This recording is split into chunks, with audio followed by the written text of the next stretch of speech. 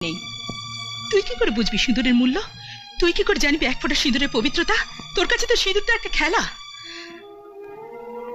আরে সব নারীর জীবনের স্বপ্ন হলো হাতের শাখা মাথার সিঁদুর নিয়ে সদাভাবে সে তার জীবন কাটুক।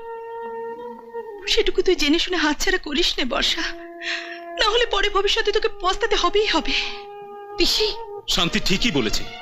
জন্মের পর থেকে তুই মাতৃহারা বলে আমি আজ অব্দি তোকে মায়ের মতো মায়ের স্নেহই দিয়ে এসেছিলাম। বাপ হয়ে কখনো শাসন করিনি। তাই গর্ব অহংকারে অন্ধ হয়ে তুই তো নিজের সংসারটাকে নষ্ট করতে বসেছিস। আরে এত গর্ব কিসের জন্যে? এই ধন সম্পত্তি পেয়ে? এই ধন সম্পত্তি তোর নয়, আমার। এই বাড়ির জন্যে এই বাড়িও তোর নয়, আমার। মানে রামনারায়ণ চট্টরায়ের, বর্ষা দাসের নয়। তোর মনে রাখা উচিত বর্ষা, মেয়েরা বিয়ে হয়ে স্বামীর ঘরে চলে যাওয়ার পরে বাপের বাড়ির উপর তার কোনো অধিকার থাকে না। প্রত্যেক হিন্দু নারীর কাছে একটা কথাই সত্যি,